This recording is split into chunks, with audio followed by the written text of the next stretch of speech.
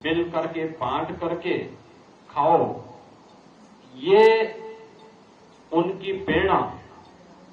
आज भी सिख गुरुद्वारों में लंगर के रूप में बिना भेदभाव के वह सब कुछ हम सबको देखने को मिलता है। गुरु नानक देव जी के द्वारा जो नींव रखी गई वह आज हम सब ने देखा कि आने वाले समय में यह सिख गुरुओं की परंपरा ने उसको और भी मजबूती के साथ देश और धर्म के लिए अपना सर्वस्व न्यौछावर करने की सीमा तक जाकर के उस व्रत को निभाया। स्वाभाविक रूप से हम सबके सामने प्रश्न खड़े होते हैं। गुरु नानक देव जी का जन्म ननकाना साहिब में होता है। आज उस ननकाना साहिब की स्थिति और पाकिस्तान सरकार का क्या भाव है, ये हम सबको विस्मृत नहीं करना चाहिए। आप देखते होंगे कि वहां पे कॉरिडोर के निर्माण को लेकर के प्रधानमंत्री मोदी जी के अभियान को कैसे इन्होंने बाधा डालने का प्रयास किया और कैसे, यद्यपि 1947 में अगर तत्कालीन सरकार चाहती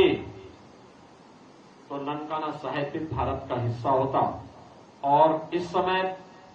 कीर्तन और अन्य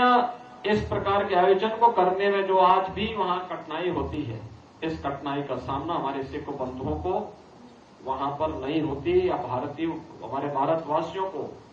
गुरु नानक देव जी के प्रति जो श्रद्धा है, जो आस्था है, उसके प्रति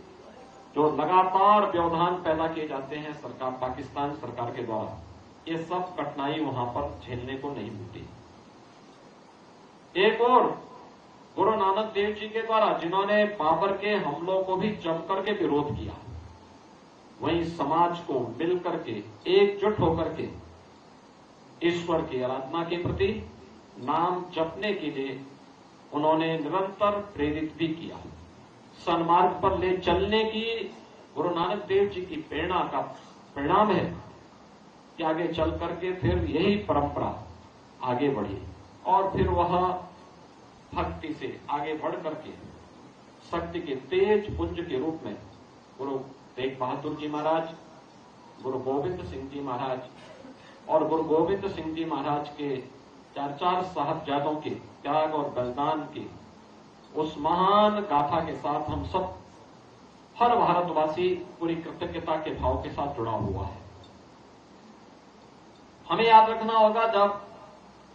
आज से 5 वर्ष पूर्व हम लोगों ने गुरु नानक देव जी के 550वें